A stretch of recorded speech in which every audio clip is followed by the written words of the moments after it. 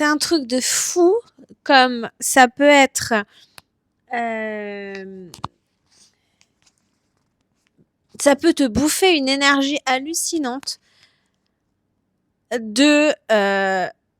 en permanence ou quasiment tout le temps, en fait. Et la plupart du temps, d'ailleurs, c'est inconscient. Et c'est ça qui est dingue, c'est que c'est devenu tellement ton normal que finalement, c'est même plus un truc que tu vas mettre en place consciemment, volontairement, intentionnellement, mais c'est comme respirer, c'est devenu quelque chose de complètement autonome qui se vide tout seul. Ce truc d'aller valoriser finalement et laisser le regard des autres prendre tout l'espace.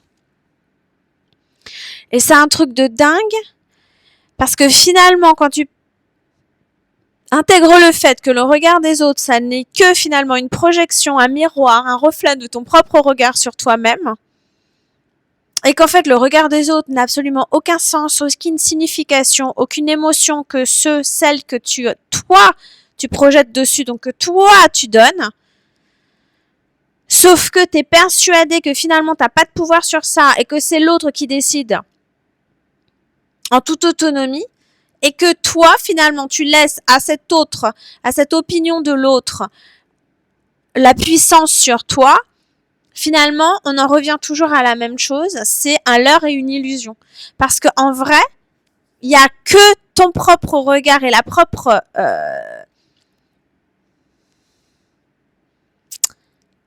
j'allais dire estime, c'est vraiment ça, la propre valorisation et le niveau, en fait, de valeur que tu t'accordes qui sont en jeu. Et qui sont un enjeu à ce moment-là. Parce qu'en vrai, l'autre n'existe pas, parce que l'autre n'est qu'un reflet, à un instant I, de toi, de tes émotions, de tes pensées, de ce que tu vis, de ce que tu te racontes. Et du coup, ça, c'est autant ultra puissant quand on est conscient et que du coup, tu reprends ton pouvoir back, que hyper...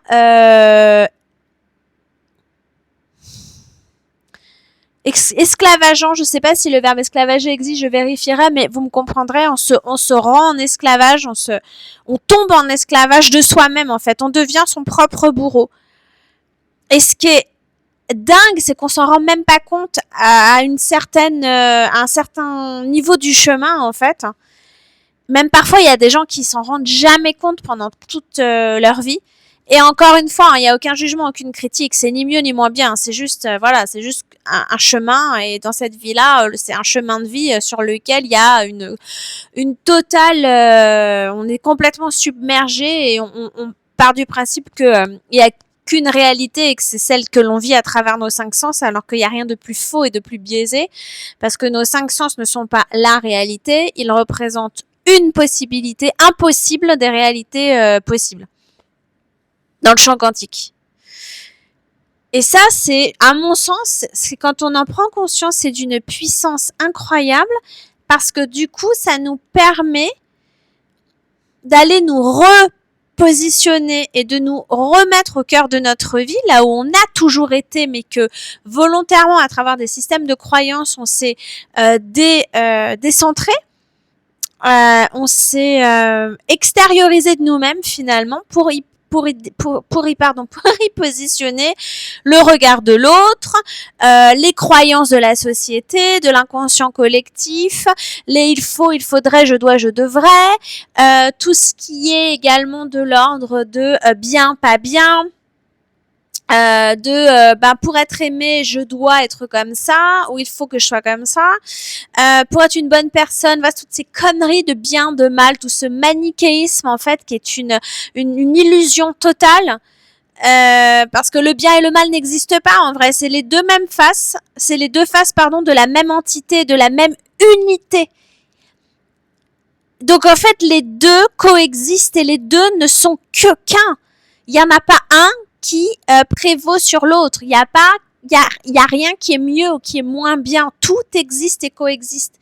Et à partir du moment où on est dans cet alignement, on prend conscience de ça, il y a une espèce de recentrage qui s'opère hyper naturellement, de retour à soi, et finalement, on reconnecte à notre identité profonde et réelle, qui est l'identité de la source, et non pas l'identité de l'humain, parce que nous ne sommes pas des humains en fait. L'humain, c'est juste un corps qui nous permet d'expérimenter une expérience qui est celle de l'incarnation, qui nous permet de ressentir, qui nous permet d'expérimenter les émotions, qui nous permet de nous vivre, de nous expérimenter. C'est pour ça que la réflexivité des verbes, elle est hyper importante. De se vivre, de s'expérimenter, de se sentir, de se ressentir, de se penser, etc. Et en même temps, ça n'est qu'une expérience parmi une infinité d'expériences possibles. Et c'est ça qui est génial, c'est que quand on prend conscience de ça, on se rend compte qu'il n'y a pas une réalité, il y a une quantité infinie, illimitée de possibles. Et c'est pour ça que s'identifier à l'extérieur, à la matière et surtout au regard des autres, conditionner notre valeur à ce que l'autre, et quand je dis l'autre, ça peut être une personne, ça peut être une expérience, un lieu, un niveau social, ce qu'on a sur notre compte en banque ou ce qu'on n'a pas, le fait d'être en couple ou pas, d'avoir des gosses ou pas, etc., etc.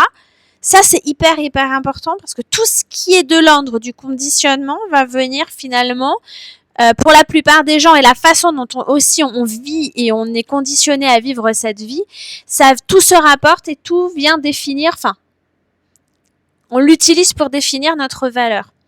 Mais on définit une valeur qui est bien spécifique, c'est la valeur de faire et d'avoir, qui sont des valeurs matérielles, qui sont conditionnées et conditionnelles, alors que la seule valeur qui existe et qui est complètement inconditionnelle, qui est absolue et intangible, c'est la valeur d'être. Parce que nous sommes des êtres, nous sommes une énergie, nous sommes des êtres spirituels qui vivons une expérience d'incarnation, une expérience physique, une expérience du faire. Nous sommes un être qui vit une expérience du faire et de l'avoir. Et pas l'inverse. Nous ne sommes pas un avoir ni un faire. D'ailleurs, nous ne sommes pas des avoirs vivants ou des fers vivants. Nous sommes des êtres vivants.